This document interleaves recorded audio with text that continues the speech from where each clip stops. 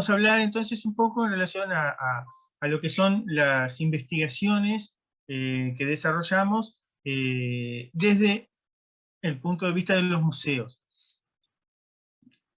Voy a compartir la pantalla con un PowerPoint, si les parece, para que sea más ameno.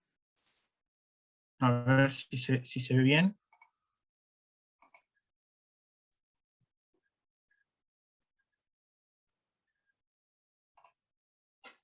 ¿Se ve ahí, Karina?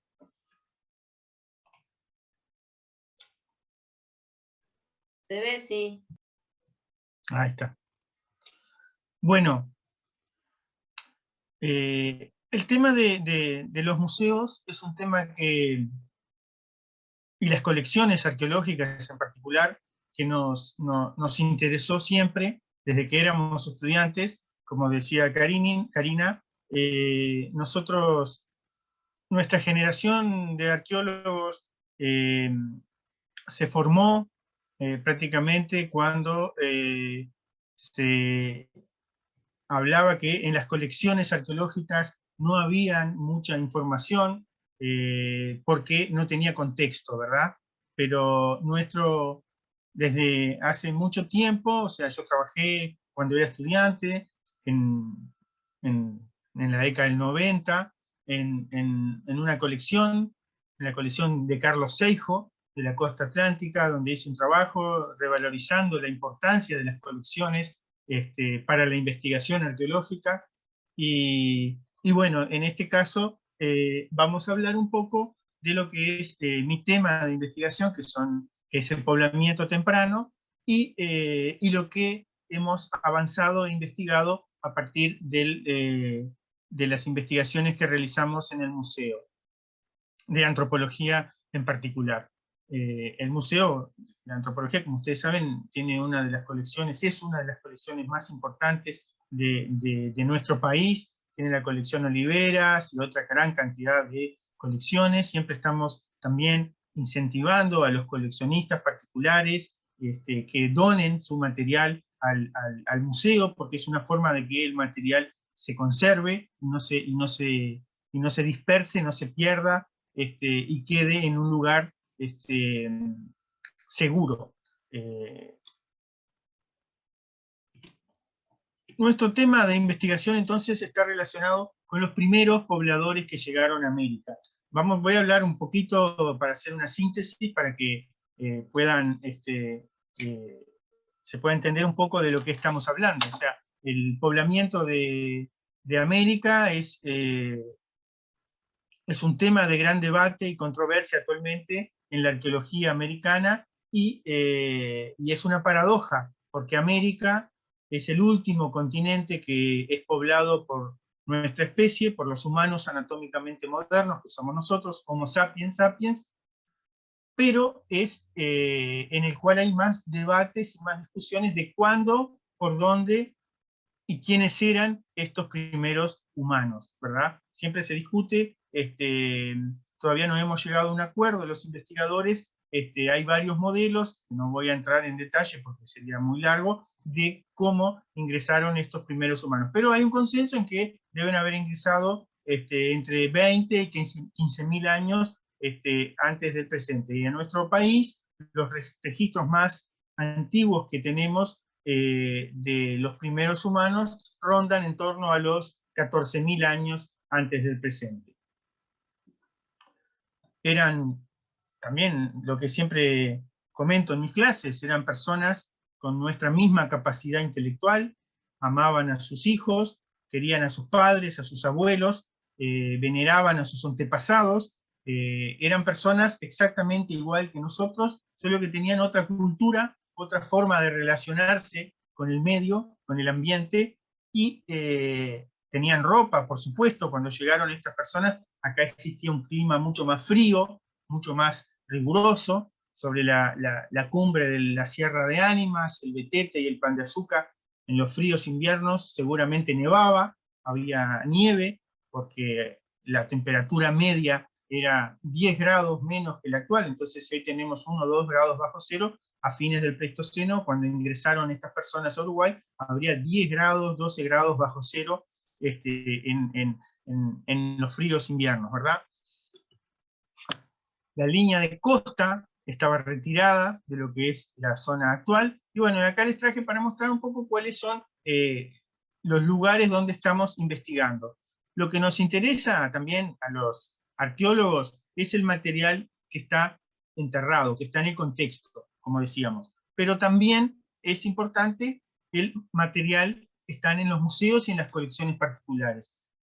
O sea, el material que está enterrado, que está en contexto, que hacemos excavaciones para poder identificar, es lo que se llama la arqueología de base. No podemos prescindir de esta arqueología para hacer nuestras interpretaciones. Es de donde recuperamos el carbón para sacar las muestras de carbono 14, es de donde recuperamos los distintos contextos arqueológicos, o sea, los lugares donde estaban ocupando estos cazadores. Entonces tenemos varios sitios, acá tenemos sitios residenciales, también hay lugares de canteras, de aprovisionamiento, donde estos grupos iban a aprovisionarse de materias primas, de rocas para hacer sus artefactos. No cualquier roca sirve para hacer puntas de proyectil o para hacer cuchillos, raspadores, raderas, tienen que tener un alto contenido de sílice.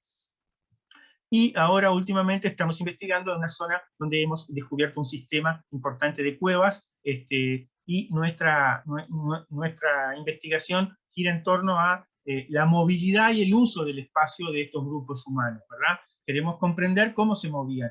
Es lo mismo que sucede con, siempre lo comparo con nosotros, con nuestra cultura, o sea, nosotros tenemos nuestra casa donde vivimos, tenemos la carnicería, tenemos el supermercado, la ferretería, la iglesia donde vamos a rezar, los que son creyentes, sea de la religión que sea, o los que no son creyentes no van a ninguna iglesia, y estos grupos era igual, tenían los lugares de residencia, los sitios donde vivían, los lugares de casa, que eran como nuestra carnicería, tenían los lugares donde iban a practicar sus rituales, con el mundo religioso, con el gran espíritu, con el mundo mágico, que eran como nuestras iglesias, y tenían las ferreterías, que eran como los lugares donde iban a aprovisionarse de materias primas, solo que estaban dispersos esto en cientos de kilómetros en lo que es el espacio geográfico. Acá pueden ver, o sea, los grupos, estos son los sitios residenciales, las canteras, lugares donde practicaban los rituales, o sea, en vez de movernos como nos movemos nosotros en un rango de 10, 20 cuadras, ellos se movían en 100, 200, 350 kilómetros para abastecerse de sus recursos, ¿verdad?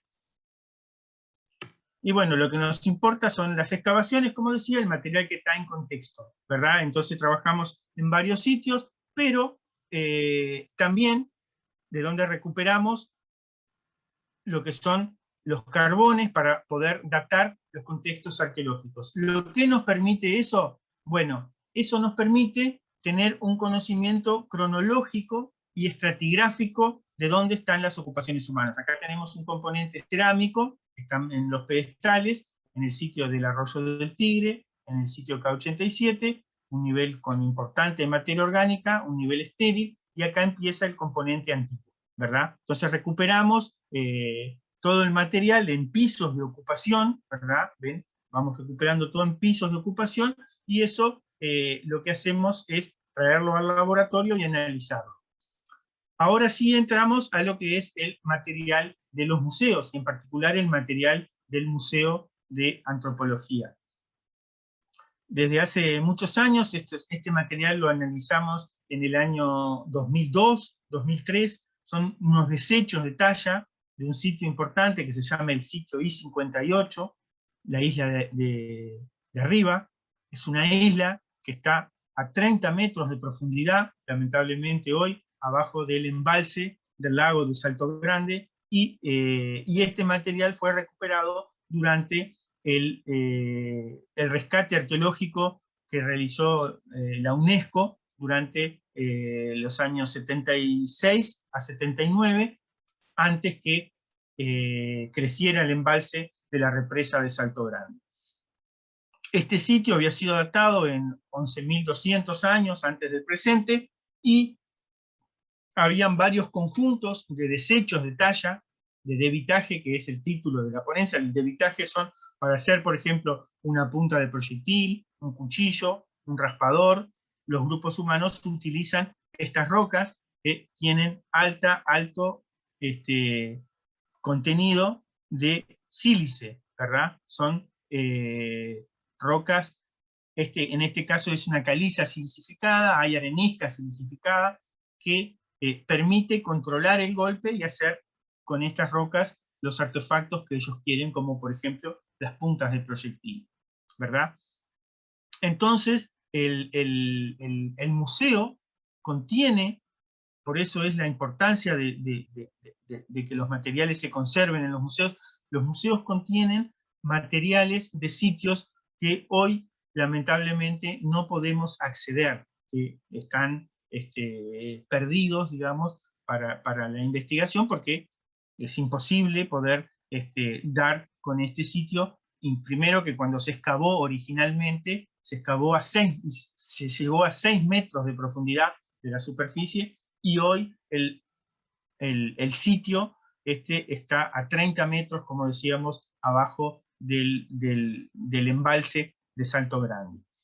Es un sitio muy importante y generó estos desechos que los analizamos allá en el año 2002 y se publicó en el año 2003, porque era uno de los materiales más antiguos y estos desechos se corresponden a la manufactura de puntas de proyectil. Son eventos discretos, lo que llamamos eventos muy discretos, de actividades de manufactura de puntas. O sea, los cazadores pasaron por este lugar, por este sitio, reavivaron algunas puntas, o sea, se les rompió algunas, le volvieron a meter la punta, por ejemplo, y de esa manera se puede avanzar y conocer un poco más sobre las actividades que hicieron. En este caso es una actividad muy puntual donde se repararon o se finalizaron puntas de proyectil de hace más de 10.000 años, 11.000 años antes del presente, lo que es importante porque es un evento bastante efímero, como decíamos. Bueno, acá tenemos también, esto fue el año pasado, cuando fuimos con el doctor Bruce Bradley y el doctor Greg Nunn de Bradley de la Universidad de Exeter en Inglaterra, y Greg Nunn es de Norteamérica.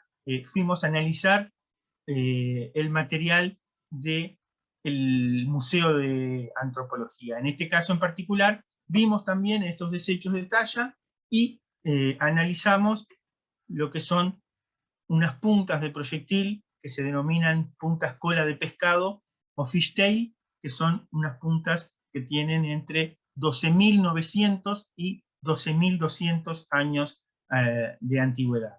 Eso se sabe porque se han recuperado en varios sitios de América. Es uno de los grupos humanos que mejor se adaptaban al ambiente. Estos grupos están dispersos por prácticamente todo el continente americano, desde Ecuador hasta Bahía, en Brasil, en la línea este-oeste, desde el Atlántico al Pacífico, están en Perú, están en el norte de Chile, en el desierto de Atacama, en Uruguay, en el sur de Brasil, en Pampa, en Patagonia, y llegan hasta Tierra del Fuego. Es una tecnología muy sofisticada que vino a reemplazar a la tecnología que existía antes, pero en su momento esto era la última tecnología que tenían. Y en este caso, el Museo de Antropología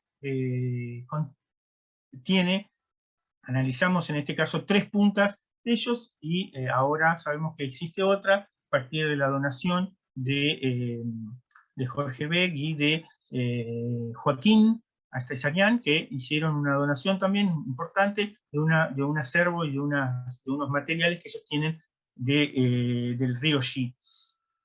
Y bueno, lo que hicimos en este caso fue ir con 2 especialistas del periodo paleoamericano.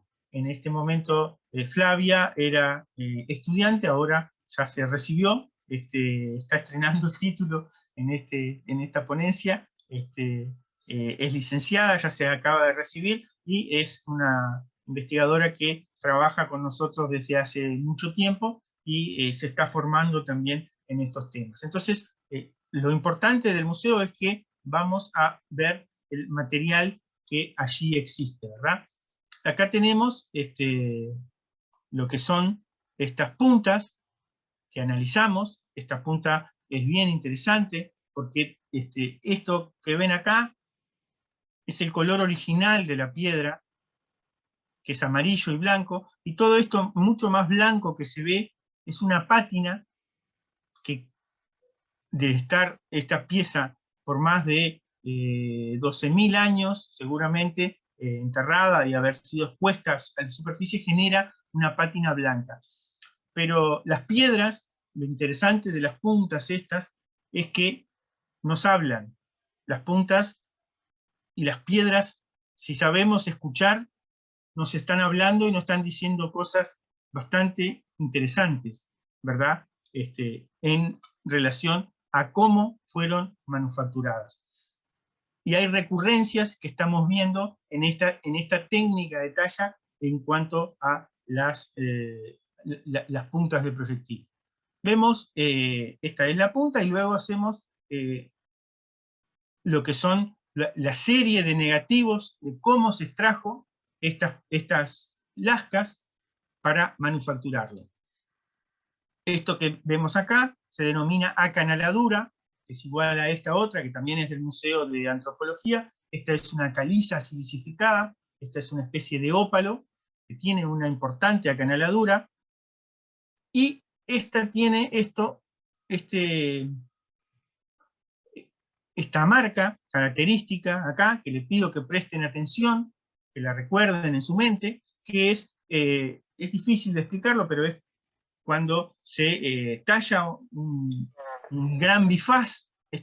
Esta punta tiene casi 10 centímetros de largo, y debió haber sido hecha sobre una preforma de unos 15 o 18 centímetros, y esto es un negativo anterior que se obtiene cuando no se logra extraer una lasca y se pone la propia lasca. Esto es muy técnico, perdón, para los que...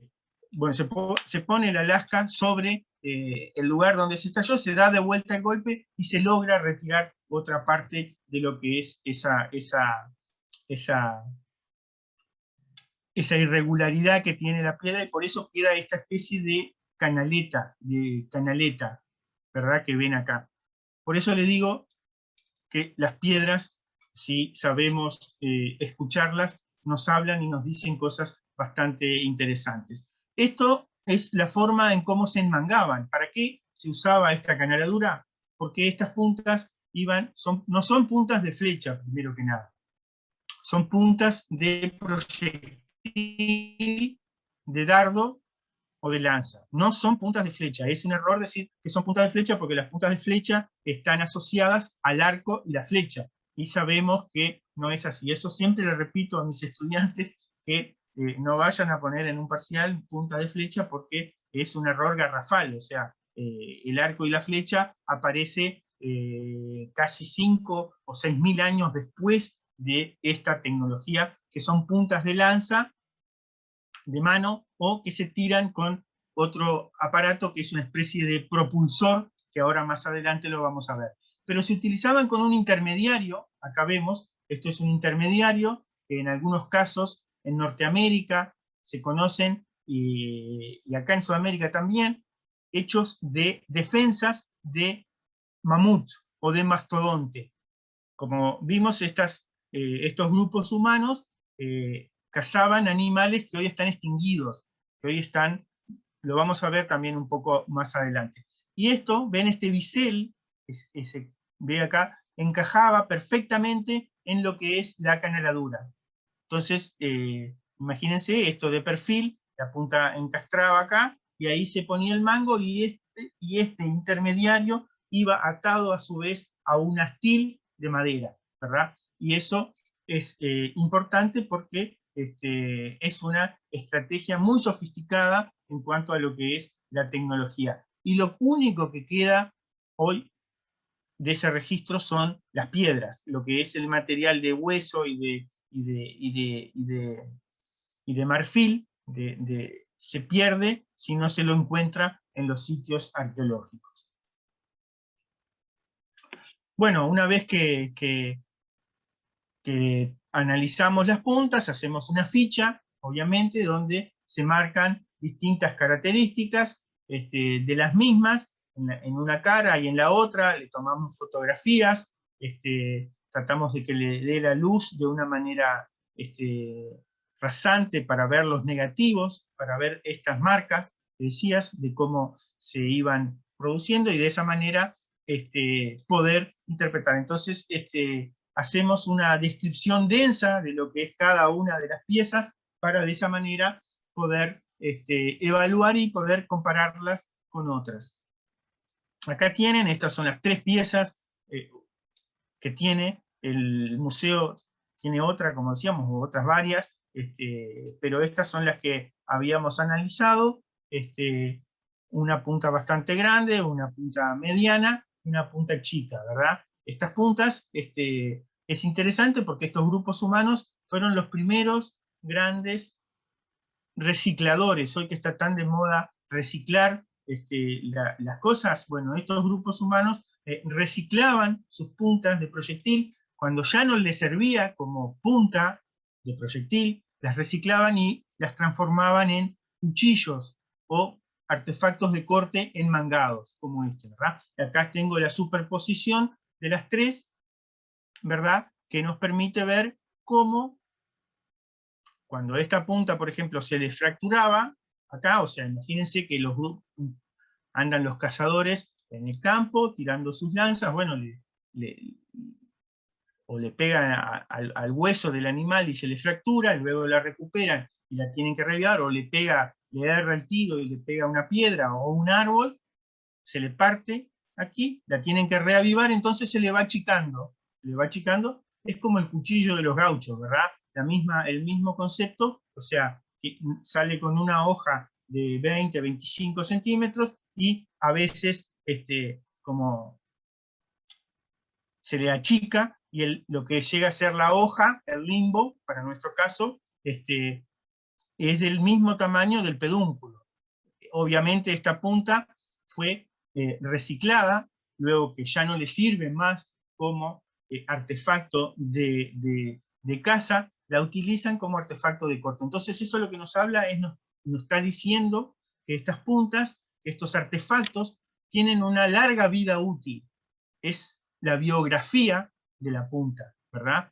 Nos está hablando de que ha pasado por muchas etapas y que no se las descarta en el primer momento. Eso quizás también está relacionado con el mundo de las creencias y del mundo de estos grupos, de que iban a las canteras. Estas rocas son bastante específicas, se encuentran en determinados lugares, y nos están hablando de que estos grupos posiblemente iban a estos lugares, iban con sus familiares, con sus tíos, con sus tías, con sus abuelos, con sus primos, primas, a estos lugares, se abastecían de roca, y las piedras y los artefactos tenían cierto valor simbólico para estos grupos. En este caso en particular, esta roca se la conoce en la década del 60, 70, los aficionados, los coleccionistas la llamaban carneolita, parece carne, y hay un gran porcentaje de estas puntas de proyectil hechas en esta materia prima.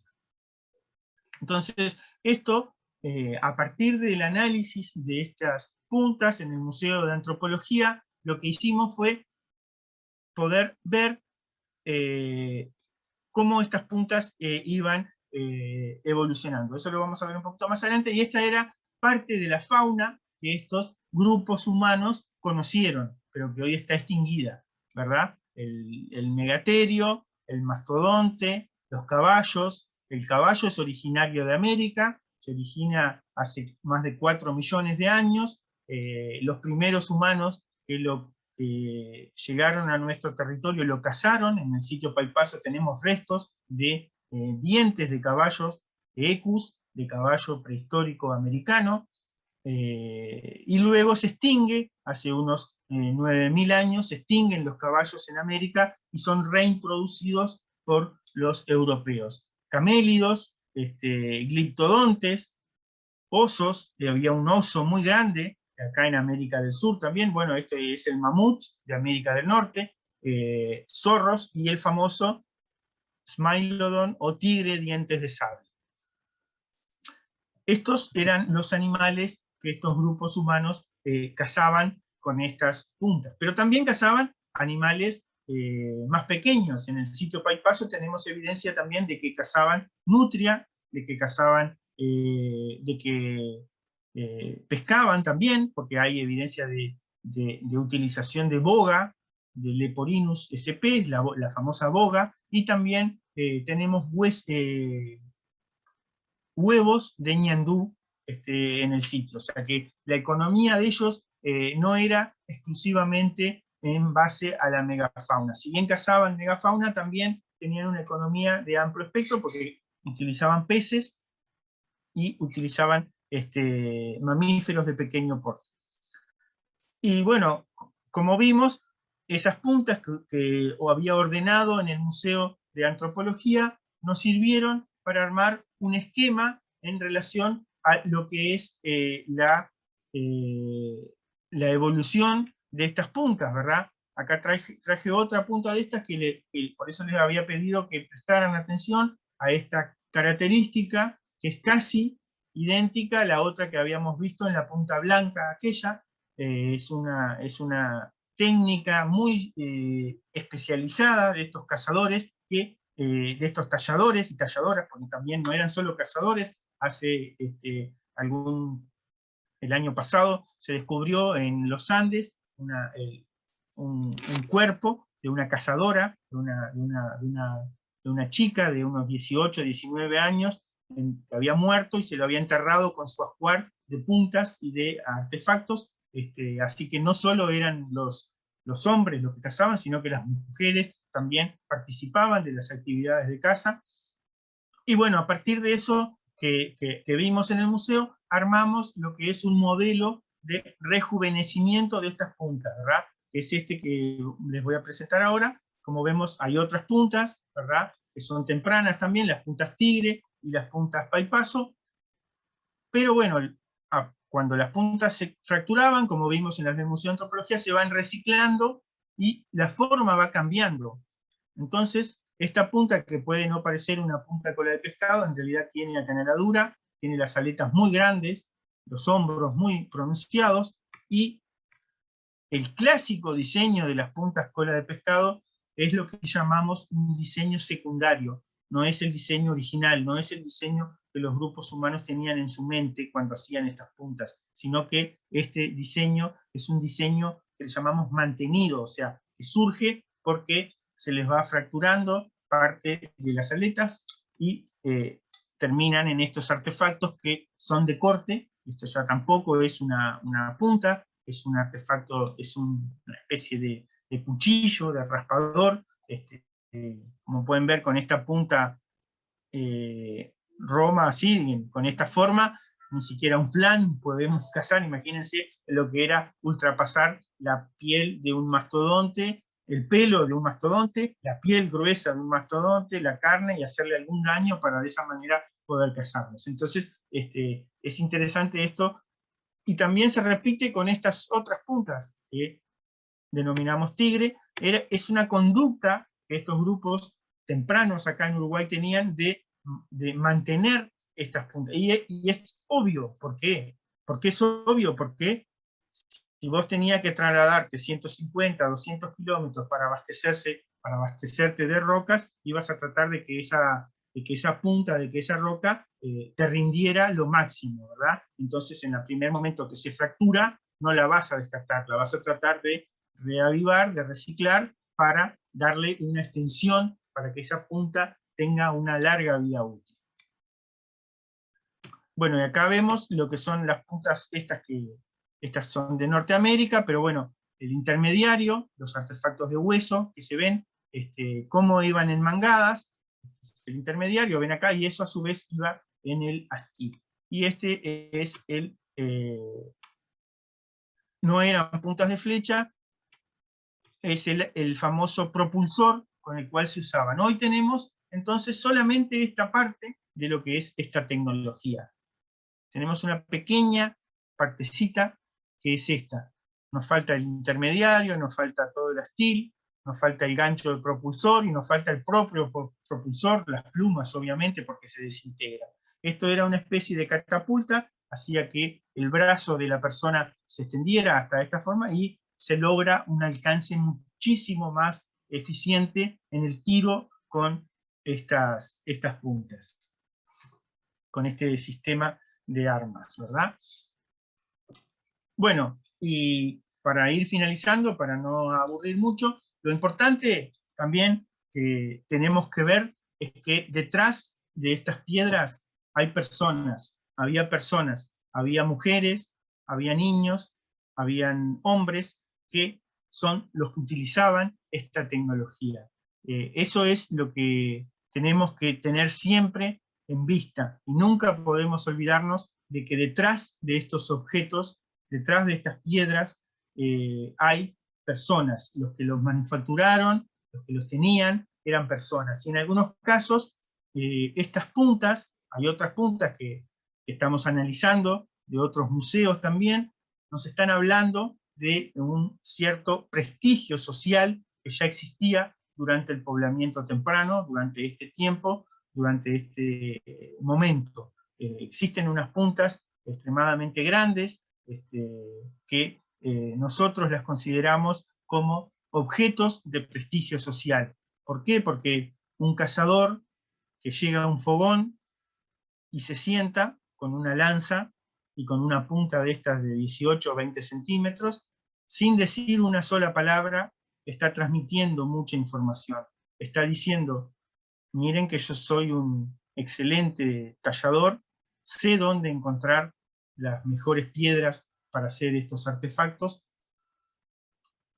Seguramente era un excelente rastreador también, y un muy buen cazador, y eso hacía que los jóvenes que estarían en ese fogón pudieran acercarse a él, y de esa manera generar y querer aprender de los grandes maestros, que es lo mismo, exactamente lo mismo que nosotros hoy queremos hacer con estos grandes maestros que tenemos en cuanto a la talla de la tecnología lítica.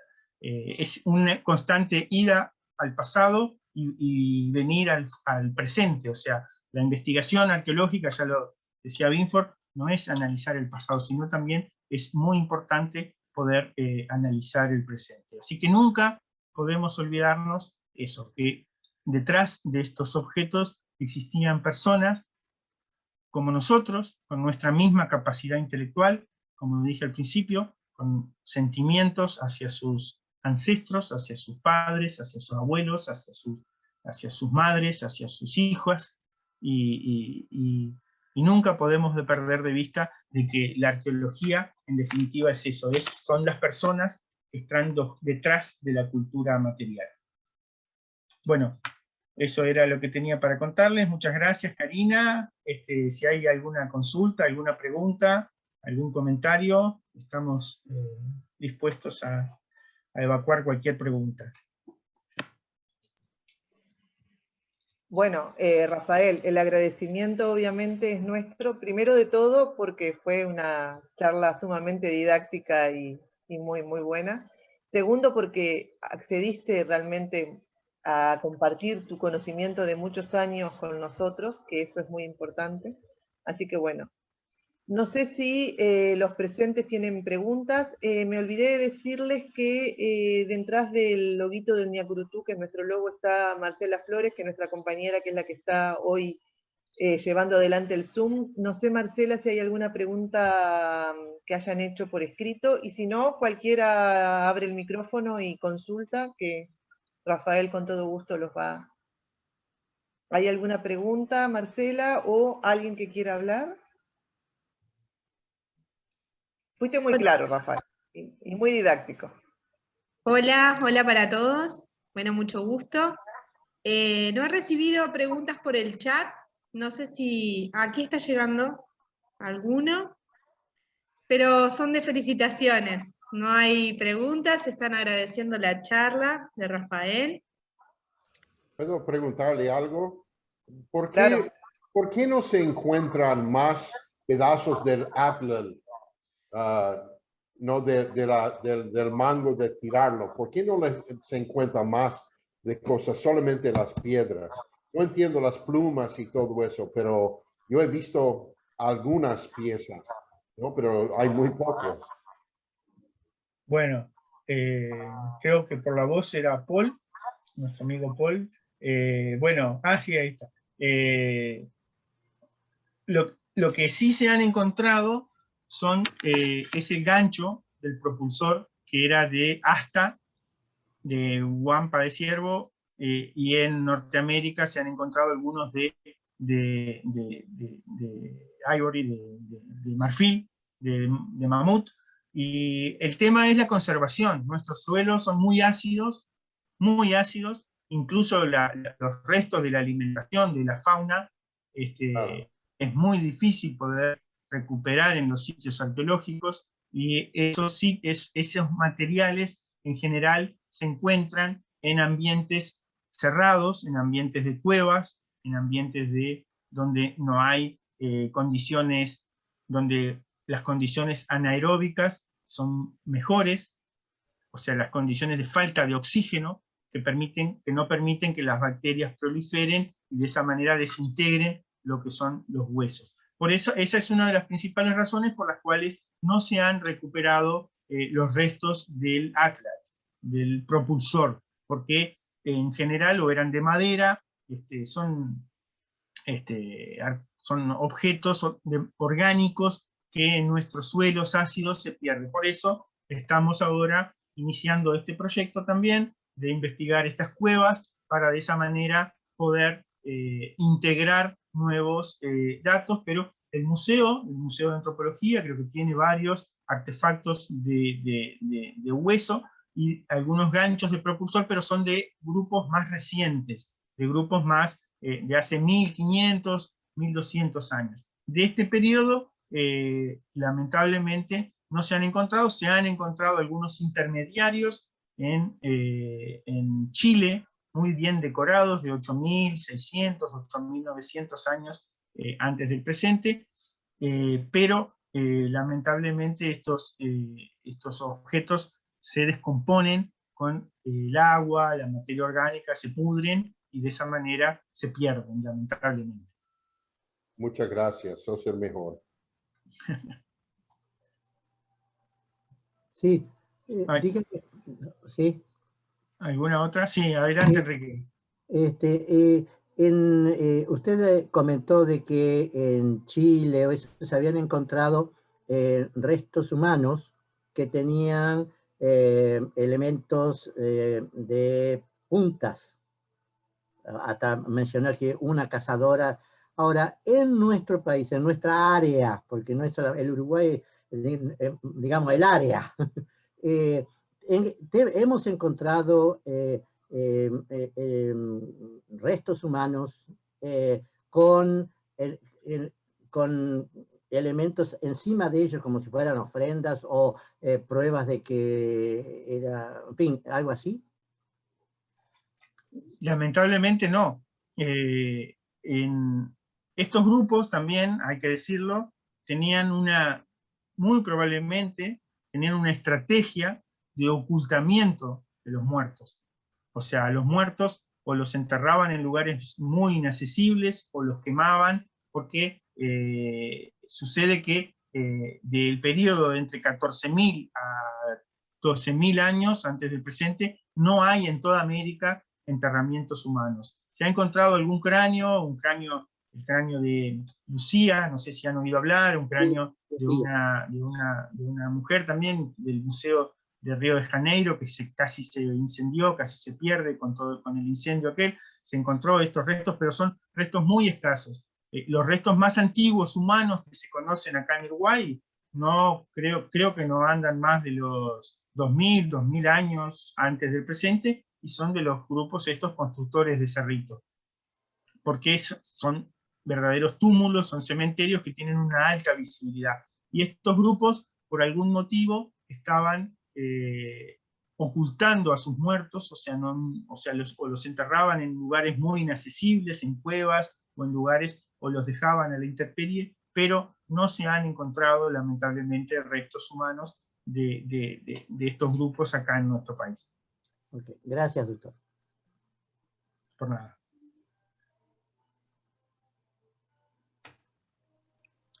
Aquí hay una consulta de la Intendencia, no sé de qué departamento. Aquí comenta que la Intendencia termina en estos momentos la infraestructura para que el departamento de Artigas tenga su museo histórico. Aquí lo dice. ¿Es posible a los efectos de una de sus salas que seguramente estará destinada a recrear los antecedentes catalanenses y cuareimense, es posible contar con vuestro asesoramiento? Doctor Rodríguez Díaz, coordinador. Claro, sí. Estamos dispuestos, hace más de 20 años que trabajamos en Artigas. Nuestra investigación se desarrolla ahí tanto en la desembocadura del río Cuareim, en el sitio Paipaso, como dije, como en la zona de Colonia Palma, en el sitio del Tigre. Esos son los sitios estratigráficos, pero también trabajamos ahí en la zona de los catalanes, y será un placer poder colaborar y continuar la obra de José Soloví, quien era el director del museo anterior, que hizo una labor muy importante, y es un placer que poder colaborar y ayudar, obviamente, en todo lo que esté a nuestro alcance. Podemos ayudar y colaborar. Puedo pasarles su correo electrónico, podemos ponernos en contacto y colaborar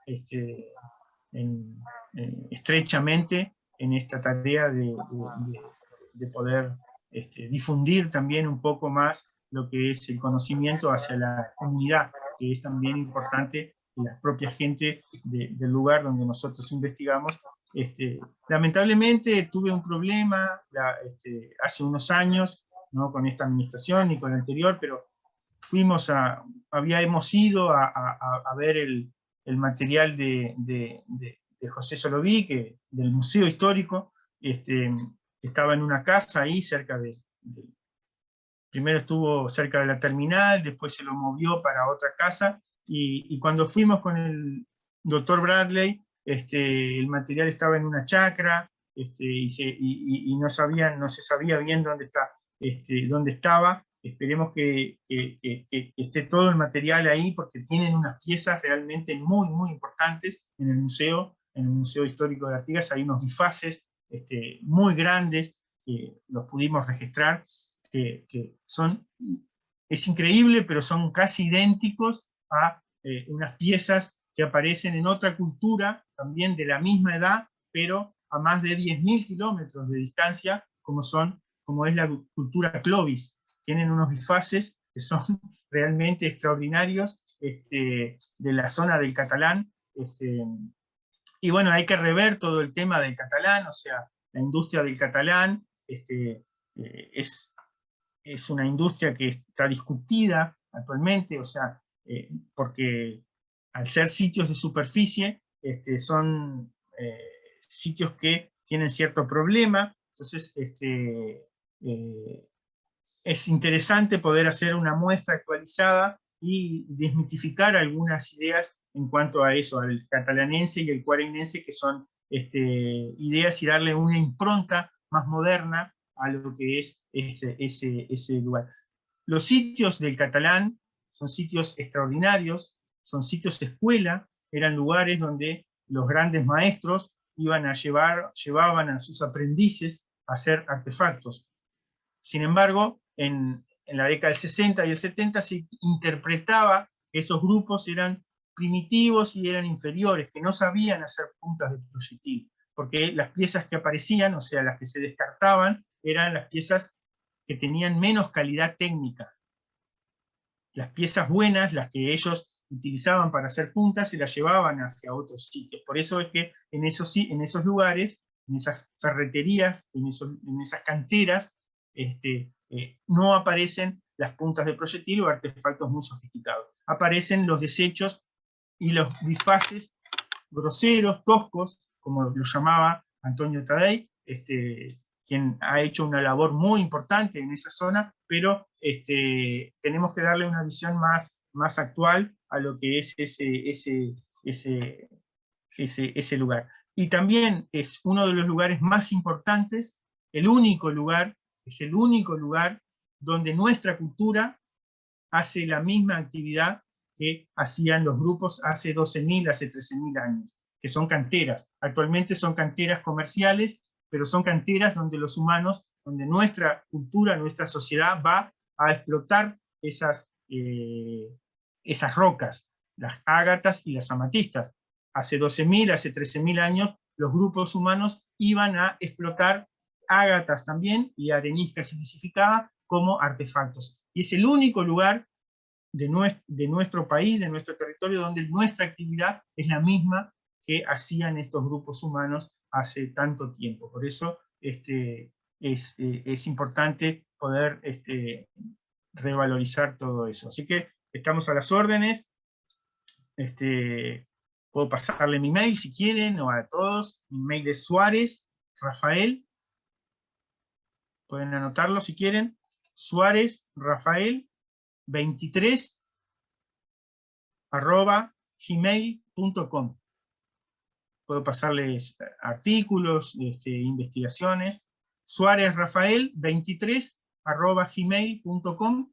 Me pueden escribir ahí y estamos en contacto, y será un placer, como dije, poder ayudar y colaborar en todo lo que esté a mi alcance. Rafael, doctor Rodríguez habla, que precisamente suscribí el mensaje. Agradezco ante que nada toda esa valoración que tú has hecho en cuanto a las bondades que ofrece el departamento de Artigas en cuanto a estas colectividades.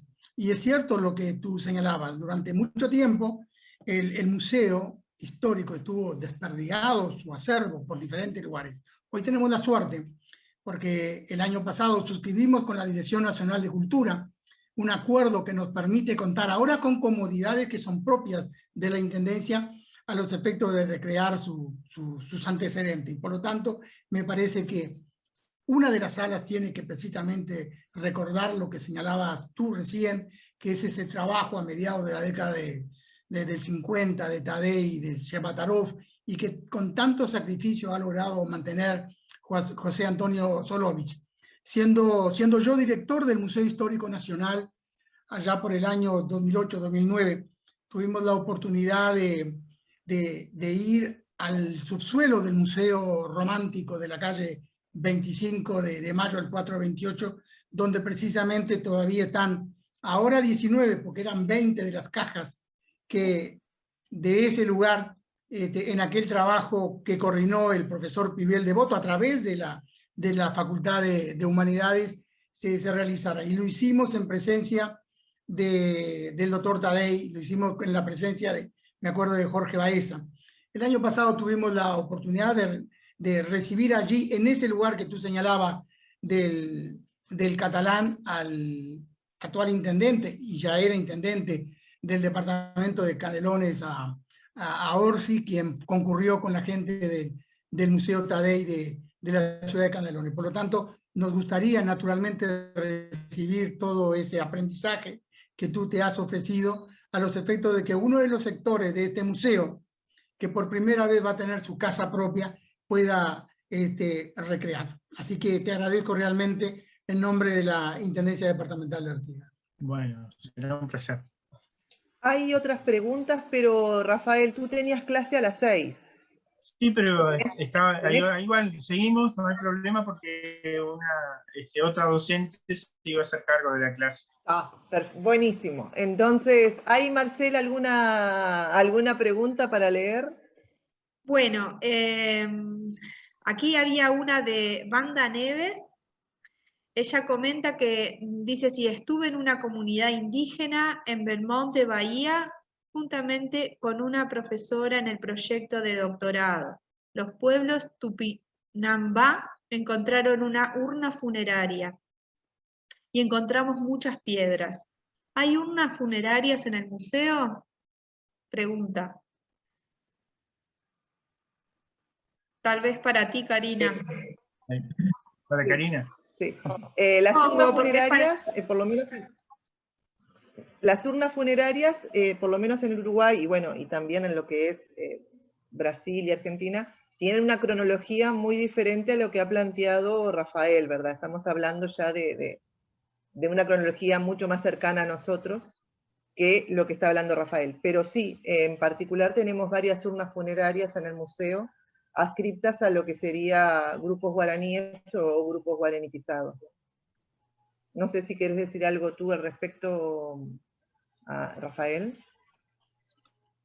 Sí, bueno, la diferencia que hay con las urnas y esto que estamos hablando son de 10.000 años, o sea, la cerámica aparece bastante más recientemente. Esto, lo que estamos hablando nosotros, son de los primeros grupos humanos que llegaron acá a nuestro territorio y que tienen una diferencia. Pero sí, en el museo hay urnas, sí, hay urnas guaraní, tupí guaraní también, y hay una colección muy importante también, ¿no, Karina? De Sí. plumarías, de plumas y de objetos etnográficos. Pero es otro tema. Claro, es otro tema. Nosotros, como hoy decía Rafael, justamente a nivel del territorio, lo que hoy es Uruguay, tenemos una prehistoria de 13, 14.000 años, y en todos esos milenios estuvo ocupado por numerosos grupos indígenas con culturas diferentes, con materialidades diferentes. Los guaraníes justamente eran uno de los últimos grupos que ocupó el territorio que hoy es Uruguay, y Rafael justamente les hablaba de los primeros, ¿no? También decirles que nosotros en el Museo Nacional de Antropología tenemos aproximadamente unas 600.000 piezas, por lo cual tenemos representado a todo lo que es la prehistoria. También tenemos del catalán, como decía el doctor Rodríguez, también tenemos porque el coleccionista que donó digamos, la colección fundacional con la cual se crea el Museo Nacional de Antropología, era de Francisco Oliveras, y él también estuvo recorriendo los sitios de Artigas, porque obviamente después del 55, cuando Taday descubre o encuentra en los sitios del catalán, obviamente fue uno de los hitos en la arqueología nacional, y todo aquel que le interesaban esos temas, obviamente era uno de los lugares obligados de referencia para conocer lo que era la prehistoria. Al respecto, quiero decirles que hoy, que es el Día Nacional del Libro, y que contábamos con la gentileza de Rafael Suárez de ofrecer esta charla, juntamos estos dos acontecimientos, y en nuestra red, en Instagram y en Facebook, subimos un link justamente del libro de Rafael de ya hace unos años, que se llama Arqueología Prehistórica en la localidad del Arroyo Catalán Chico. Muchos lo deben conocer, pero tal vez hay algún extranjero que no. Entonces ahí está el link, que es un libro que publicó la CSIC, ¿verdad, Rafael? ¿No? Hace ya unos años, ¿verdad? Ahí está. Sí, sí. Entonces es un link a esta temática tan importante que, como decía Rafael, es emblemática de nuestra prehistoria, y hoy tenemos otra visión bastante diferente, la que tú nos decías, ¿no? Nuestro Instagram es MNA Uruguay, igual que el Facebook, y igual que el resto de las redes sociales. Les digo por si quieren entrar, si no, igual googlean, Rafael tiene muchísimas publicaciones, son fáciles de encontrar aparte. Sí. No, esto que decía, sí, o sea, las publicaciones esta, o sea, y el trabajo que hacemos, o sea, es como que nos da mucha pena que lamentablemente no se conozca a nivel de la difusión. O sea, han salido algunos artículos periodísticos en la diaria, en El País, salen, pero también tienen un escaso desarrollo. O sea, entonces es importante poder difundir y dar a conocer estos hallazgos y estas investigaciones al nivel del público general, ¿verdad? Hace unos días me pidieron que hiciera un curso también ahí que están dando en Artigas, de un diplomado sobre historia regional, que está organizando un centro de Walter Rela, puede ser, no sé si lo ubican, y le dimos unas charlas a los profesores del liceo de Artigas, también poniéndolos en sintonía con esto. Y bueno, y también sería bueno, o sea, aprovechando ya que está poder hacer algo más de difusión a nivel general. También hay un libro de Artigas, de Marianela Tafernaberri, que publicamos algo ahí, y lo que nos interesa también es mantener un contacto muy fluido con Artigas, obviamente. Siempre estamos dispuestos, cada vez que damos charlas en las escuelas rurales, donde estamos trabajando, para que los niños de esa zona puedan valorar la riqueza que tienen, ¿no? Porque en general la gente del lugar ve esas cosas como piedras, como algo que, como está acostumbrado a pasar por arriba de ellos y no a darse cuenta del valor que tienen, y que empiecen de alguna manera a sentirse identificados con la larga historia y con la identidad que tienen estos lugares, ¿verdad? También ahora se está tratando de hacer un geoparque, no sé si todos sabían, que va a incluir Rivera, Artigas y Tacuarembó. Veo que está César Bozo por ahí también, andaba ahí, y integrando todo lo que es el tema de la minería con los paisajes arqueológicos, y también decir de paso que muchos de estos sitios arqueológicos también, lamentablemente, del Catalán están en riesgo de destrucción debido al avance de la minería.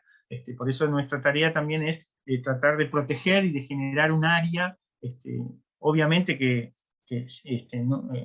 no estamos en contra de la minería, sino que tenemos que hacer una actividad planificada para que la minería no termine con la destrucción de los sitios arqueológicos. La minería es la principal fuente de ingresos del departamento de Artigas, y en ese sentido siempre vamos a apoyar. Incluso ya hemos hecho muchos estudios de impacto en estos lugares, y la idea es integrar y colaborar en conjunto para evitar la pérdida de estos valores arqueológicos que son tan importantes. No sé si hay alguna otra pregunta, comentario, sugerencia, todo es bienvenido. Una cosita, Rafael, perdóname, porque aquí vi que vuelven a hablar sobre la cerámica. En ese larga ocupación que tenemos en nuestro territorio nacional, como hoy les dijo Rafael, la cerámica, digamos, la materialidad cerámica, ¿no? Es también un invento, digamos, bastante reciente en nuestro territorio. Tiene unos 3.000 años aproximadamente. Hay algunos sitios que tienen una cerámica un poco más antigua, de 3.900, 4.000 y pico, pero en términos generales, la mayor parte de la cerámica ya en territorio nacional ronda la más antigua, 3.000, 3.000 y poquito. Los pobladores primeros no conocían la cerámica. Sí deberían de tener una cantidad de materialidades, como hoy les decía Rafael, ¿verdad? Desde fibras vegetales, madera, huesos, etcétera, pero que esa no ha perdurado, como hoy les explicaba, por un tema de conservación, ¿no? Pero la cerámica que sí se conserva, ella no la utilizaba, no la conocía. No sé, Rafael, si querés, porque justo vi la pregunta ahí. Sí, claro, o sea, la cerámica es una innovación tecnológica que aparece mucho tiempo después, o sea, que es bastante reciente. Rafael, silenciaste tu computadora. Perdón. No, eso, que la cerámica es eso, es una innovación tecnológica que aparece hace mucho tiempo después, permite a los grupos humanos tanto cocinar en los recipientes como contener agua, hervir agua, o sea, también hacen urna funeraria, o sea, la cerámica tiene muchos usos, pero bueno, es otra tecnología bastante más reciente.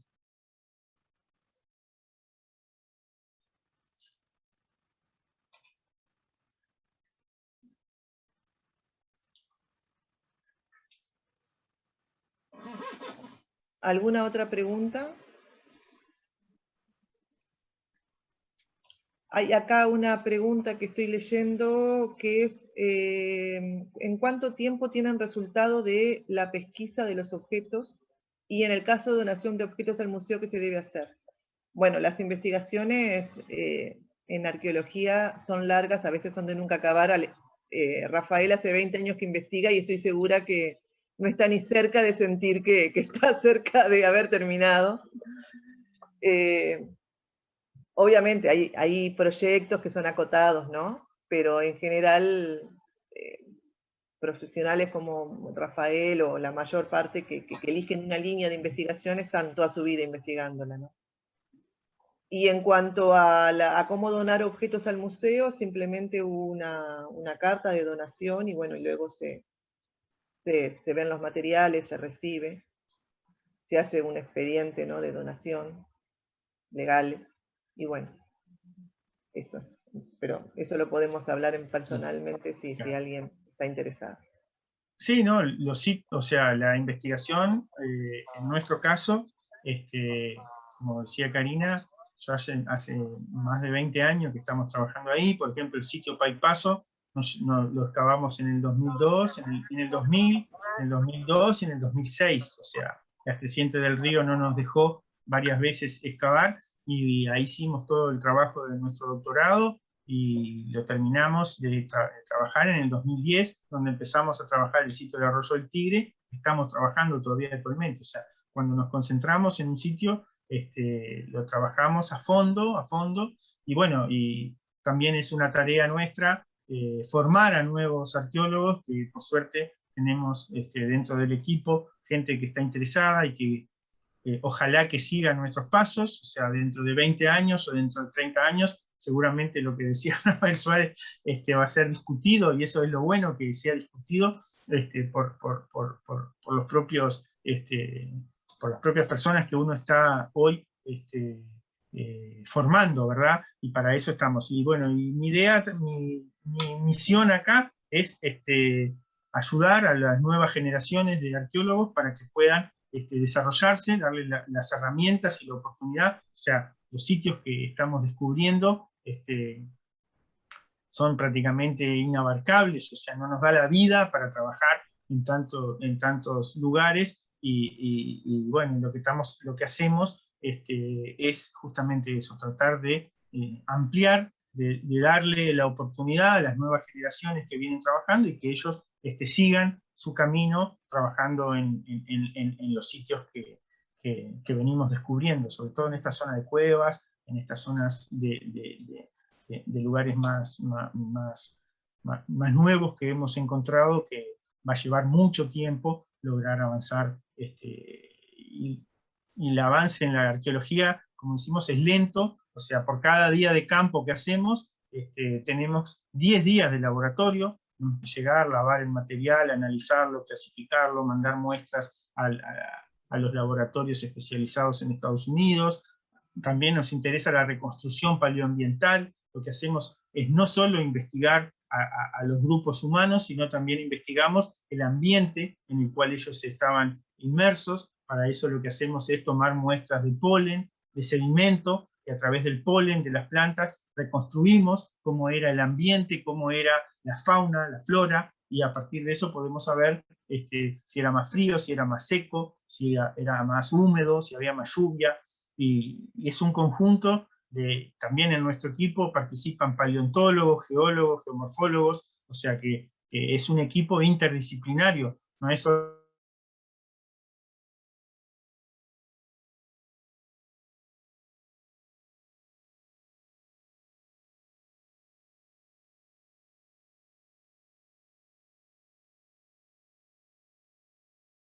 geólogo, geomorfólogo, paleontólogo para identificar la fauna, biólogos, arqueólogos, y estamos tratando de que las nuevas generaciones, como decía, se formen y que puedan hacer maestrías y doctorados en otros lados y vuelvan a continuar investigando la gran riqueza que tiene nuestro país.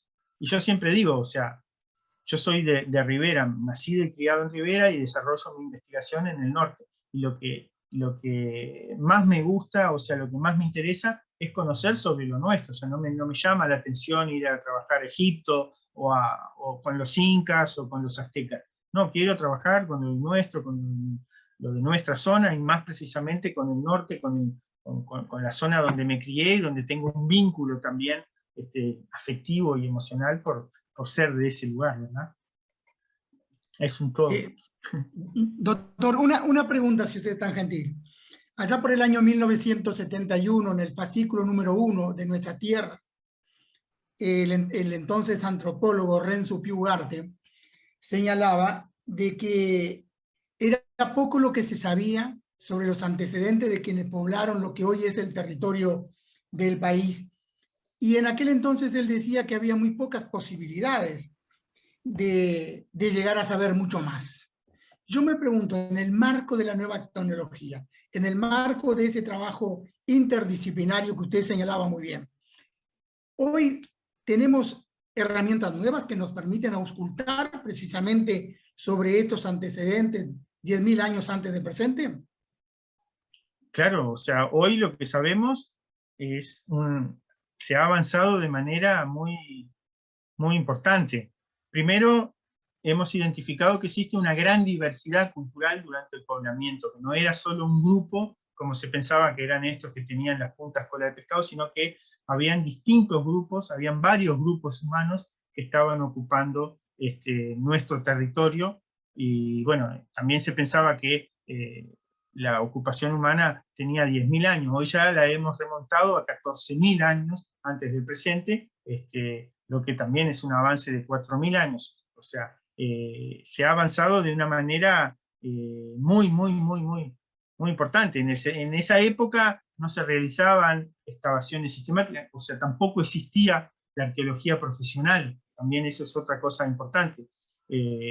La carrera nuestra se crea en el año 76 y los primeros egresados son del 80. Entonces, todas las investigaciones que se hacían eran por personas que no tenían una formación, incluso una formación profesional en el área. Es como lo que podría pasar con un médico o con alguien que sepa mucho de medicina, pero que nunca fue a la universidad, que nunca siguió los pasos. Hoy tenemos herramientas muy importantes, como son las dataciones de carbono 14, por un método nuevo que se llama de AMS, entonces de aceleración de masa y espectrometría, que con un fragmentito de carbón como el tamaño de una uña, podemos mandarlo a un laboratorio de un fogón de estos grupos y nos dan una edad, como la que tenemos, de 12.930 más o menos 20 años. O sea, es una precisión en 12.930 o es más o menos 20 años. O sea, sabemos que estamos en el 12.950 o 12.910. En ese año, en ese margen es que están los grupos humanos. Entonces, estaba siendo ocupado ese lugar. Estos grupos hacían fogones, se calentaban y con eso podían cocinar sus alimentos. Entonces, lo que tratamos también es eso, o sea, con el estudio que les comentaba, con los estudios de polen, de silicofitolitos, en las plantas hay un componente que tienen las plantas microscópico que es de sílice, que no se destruye. Entonces, en los sitios arqueológicos, cuando hacemos excavaciones, sacamos muestras del sedimento y analizamos esos silicofitolitos que son de sílice y sabemos qué plantas estaban siendo consumidas, qué plantas estaban siendo utilizadas por estos grupos. Lo que nos da una ventaja muy importante. Para el sitio Paipaso, por ejemplo, sabemos que se utilizaba, por ejemplo, el arazá y el cala en otoño, que son frutas que maduran en otoño. Encontramos mucho registro de polen. En una laguna que está ahí cerca de Paipaso, es impresionante porque identificamos el fondo de una laguna de hace 11.000 años, donde las hojas, las semillas y las plantas están intactas, porque están abajo del agua en estas condiciones anaeróbicas, de falta de oxígeno. Entonces, cuando el nivel del río baja, salen muestras y se saca. Cuando lo vimos, primero no sabíamos lo que era, sacamos, están las hojas intactas. Imagínense el fondo de una laguna de 200 metros, de 40 centímetros de profundidad, donde todo se va depositando. Eso nos permite hacer reconstrucciones paleoambientales. Mandamos datar un fragmento de madera, de un palo que había ahí, eso no es un sitio arqueológico, pero nos da mucha información sobre el entorno. Y eso nos dio 11.500 años de antigüedad. Entonces pudimos reconstruir todo el ambiente como era cuando estos grupos estaban ocupando el sitio. Entonces ha avanzado bastante. Es como esta frase de Renzo, ha quedado un poco desfasada, tiene más de 50 años, pero lo que hoy sabemos es una diferencia muy importante. O sea, en ese momento tampoco se conocía que estos grupos habían interactuado con la fauna del Pleistoceno. Hoy tenemos evidencia directa, nuestras excavaciones permitieron identificar la ocupación humana con gliptodontes, con caballos prehistóricos americanos, con nutria, con boga, o sea, con estos animales que eran los que ellos consumían. Entonces, lo que hoy sabemos es muy importante y se ha avanzado de una manera bastante importante, valga la redundancia, y la investigación también, eso es otra cosa, lamentablemente, y capaz que es feo que se diga, pero nuestra investigación es más conocida a nivel internacional, afuera de Uruguay, que en nuestro propio país. Porque publicamos en lugares, revistas importantes, en Norteamérica, en Estados Unidos, en Canadá, en Inglaterra, y bueno, y la gente, los investigadores conocen, y bueno, lo que se hace necesario e imperioso es hacer un libro o algo que sea más de difusión, y bueno, por eso estamos trabajando con algunos de los estudiantes y las arqueólogas que se han recibido recién, para estimularlos, para ver si se puede hacer un libro donde se vuelque, se traduzca esa información, porque nuestra información también es una información muy técnica y muy académica, y tenemos que traducirla para que las personas sin formación académica, digamos, puedan entender esa terminología y ese léxico, y en eso es un debe que tenemos nosotros, es una falta nuestra de no difundir y de que no se conozca, pero también estamos en 10.000 cosas, como todo, no nos da el tiempo para hacer todo. Pero bueno, se ha avanzado mucho, y no solo en nuestro tema, sino en otros temas arqueológicos también, se ha avanzado bastante.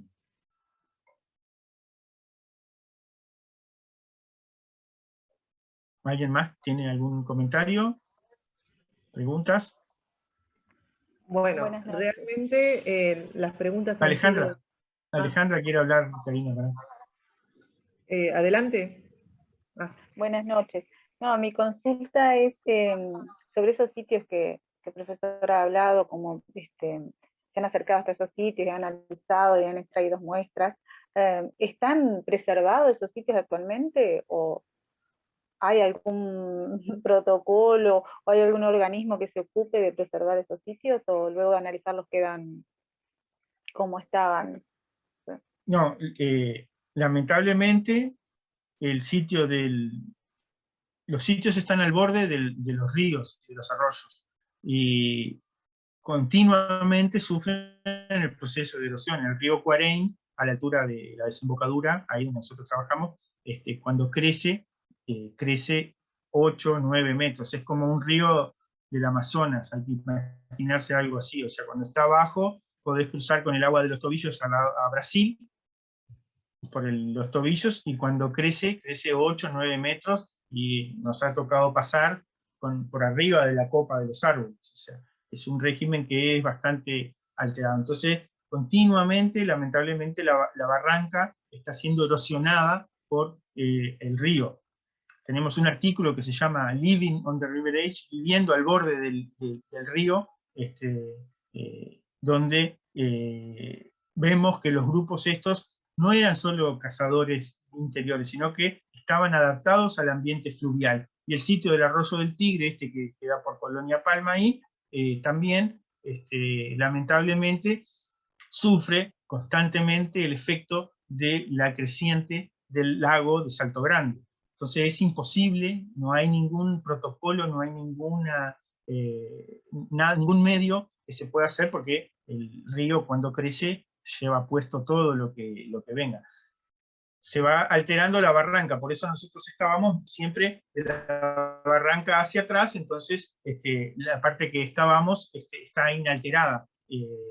Pero la tarea también es importante, porque lo que estamos haciendo es una especie de rescate, porque eso se va a alterar, y dentro de quizás 20, 50, 100 años no van a existir estos sitios, porque el río constantemente los está erosionando y se los está llevando.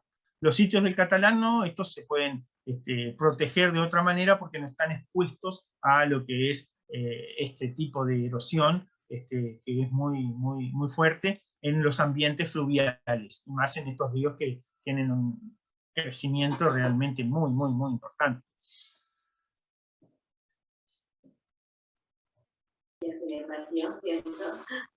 A mí me gustaría preguntar algo. Sí, adelante. En ese caso de que se hallen sitios cerca de las costas y viendo que a veces no se extrae todo el material cuando se encuentra algo importante para dejar para más adelante, con nuevas tecnologías, estudiarlo de otra manera. Cuando se encuentran sitios cerca de las costas y que existe gran posibilidad de que sean cubiertos por el agua, ¿se extrae todo o igualmente se deja? No, o sea, cuando hacemos una excavación, extraemos todo. Cuando se hace una excavación, se excava y se saca todo el material, o sea, incluso lo que es natural también tenemos que sacarlo y traerlo al laboratorio para analizarlo. Siempre se saca todo, o sea, nunca se deja nada en la barranca, y menos en una excavación en estos lugares. Capaz que te referís a algún trabajo paleontológico que hayas visto de algún esqueleto, de algún gliptodonte que hayan querido sacar, pero nuestro trabajo, no, siempre sacamos y tenemos que, cuando se hace la excavación, se saca todo. Una vez nos tocó también que estábamos excavando ahí en el sitio del Arroyo del Tigre y empezó a crecer, y en Paipaso también nos tocó, y bueno, tuvimos que salir porque la prefectura nos tuvo que ir a rescatar, porque hoy es una isla el sitio, pero se sacó todo el material y se marca hacia dónde se deja, y luego se sigue excavando, se deja nylon, se pone nylon, ¿viste? O esos, para marcar el lugar, se tira tierra arriba, y luego se vuelve y se continúa desde ese nylon hacia abajo. Sabemos que eso era lo que estaba inalterado, pero en general no, en general se saca todo el material, por ese problema también de que se altera y se pierde el material con las crecidas.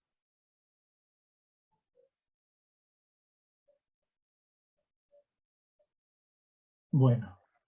Bueno, ¿alguna consulta de último momento o callen para siempre? Rafael, realmente te has agotado de hablar, pero bueno. No, pero me gusta, es lindo. Disfruto de estos momentos. La verdad que sí, se nota. Así que, no, es realmente ha sido una charla muy amena, muy ilustrativa. Creo que los participantes también fueron sus aportes en cuanto a las preguntas para que pudieras explayarte un poco más, también fueron muy pertinentes. Y bueno, si no hay más preguntas, nuevamente agradecerle. ¿Sí? Yo tengo ¿Gabriel? una pregunta. Sí. Sí. Yo le quisiera preguntar al profesor Rafael, ¿cuál sería el objeto más antiguo que él haya encontrado, que se haya encontrado acá en el territorio uruguayo? Y gracias. Bueno, el objeto más antiguo que encontramos son unas puntas de proyectil. Esta es una punta que la llamamos Tigre porque apareció en el sitio del Arroyo del Tigre y tiene cerca de 12.000 años. Y hay una anécdota que es interesante, que Karina no la sabe tampoco, ni nadie, creo que los que están la saben, capaz que algún estudiante la sabe. Cuando éramos estudiantes, nuestra formación fue en los cerritos de indios, o sea, excavábamos cerritos de indios y íbamos, bueno, Karina excavaba la cueva ahí, la cueva del diablo, pero nuestra mayor formación, la mía general, fue en cerritos de indios. Y siempre queriendo encontrar una punta o algo, una punta de proyectil, era como nuestro objeto preferido. Y durante toda mi carrera de estudiante nunca encontré una punta de proyectil. Y en mi primer salida a la zona de Bella Unión, fue en ómnibus, no tenían recursos, no tenía nada, pero sabía que ahí estaban los sitios arqueológicos, ahí sabía que era donde tenía que investigar, fui, me contacté con los coleccionistas ahí de la zona, con el Beto Moreira, con el Tucho Cardoso, que tiene un museo, y salimos a recorrer. Y mi primer punta de proyectil que encontré fue una punta tigre, sin saber que era tan antigua. Era una punta de esas, con esa forma, en una prospección, en una recorrida. Y luego empecé a excavar, empezamos a excavar el sitio Paipaso, encontramos esas puntas en estratigrafía, y resulta que tenía 12.000 años de antigüedad esa punta que habíamos encontrado. O sea, encontramos el contexto, el mismo diseño, era otra punta obviamente, pero era esa punta. Y bueno, eso es como algo que me marcó para siempre, o sea, me mostró que ese era el camino que tenía que seguir, y bueno, seguí por ese camino, y aquí estamos. O sea, es una anécdota, pero los objetos no valen por la antigüedad que tengan, valen por el conocimiento que pueden darnos. Y lo importante aquí es que logramos identificar que esas puntas, o sea, esa punta que yo había encontrado, yo podía decir, no, esta punta puede tener 3.000, 5.000 años. O sea, nunca nos hubiéramos imaginado que tendría 12.000 años. Lo mismo que las puntas Paipaso. O sea, siempre se pensaba que los grupos humanos más antiguos eran estos grupos cola de pescado. Hoy sabemos que era una gran tradición cultural donde había varios grupos humanos que estaban ocupando nuestro territorio entre, lo que decimos, entre los 14 y los 10.000 años. Eran grupos que ocupaban entre 600 y 800 años, vivían. Desarrollaban su tecnología, o sea, las puntas de proyectil, porque son tan importantes, porque son indicadores étnicos, son marcadores etnográficos, marcadores étnicos que están marcando la pertenencia a un grupo. Unos tienen un diseño de puntas de proyectil, luego se cambia y vienen otros diseños, y así se va cambiando la tecnología, van surgiendo lo que llamamos innovaciones tecnológicas, y eso está relacionado precisamente con el cambio en las condiciones climáticas. Hacia fines del Pleistoceno existían unos grupos. Cuando aparecen estos grupos con las puntas cola de pescado, que cazaban esta megafauna, es prácticamente el final del Pleistoceno, y luego comienzan a cambiar las condiciones climáticas, y ahí aparecen los grupos estos que llamamos tigre, estos cazadores recolectores con esas puntas tigre, y luego cuando empieza el Holoceno, que son las condiciones más actuales, aparecen los grupos estos con las puntas Paipaso. Entonces,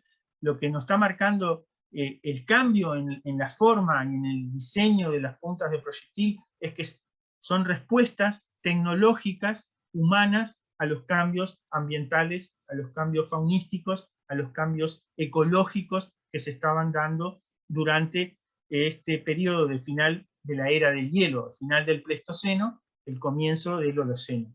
Esa es un poco la idea. Y los objetos, eso, valen por dónde son encontrados y dónde aparecen. O sea, lo importante, por eso al principio les mostré lo del contexto, lo de las excavaciones, porque a partir de ahí podemos hoy ir a las colecciones arqueológicas y saber, esta punta que encontramos tigre tiene 12.000 años, por la forma que tiene, sabemos que esa punta, aunque no la encontremos en un contexto, sabemos que tiene esa edad porque es idéntica a las otras que hemos encontrado en estratigrafía, y de eso se trata, que la ciencia avance y podamos cada vez aumentar el conocimiento que tenemos en relación a nuestro pasado, que es muy rico. Eso es otra cosa importante, es un pasado extremadamente rico y que hay mucho todavía por investigar, y eso es también lo que siempre le decimos a nuestros estudiantes. Hay muchos periodos, hay muchas lagunas en la arqueología del Uruguay, por ejemplo, del 8.000 al 5.000 no se sabe prácticamente lo que pasaba, qué grupos estaban ocupando. Pero bueno, esa es un poco la idea y la anécdota que hago sobre la punta esta que encontramos.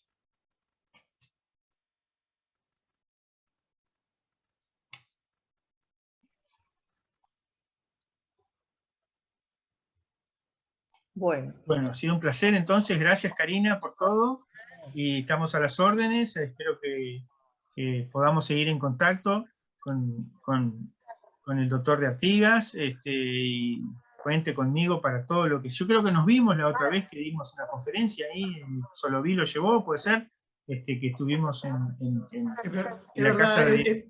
estuvimos precisamente en la sede de Senur, Claro, donde tú tuviste la delicadeza de dar una charla y yo fui precisamente con el profesor Solovich, un abanderado de estos y un Sí. sacrificado de todos esos temas.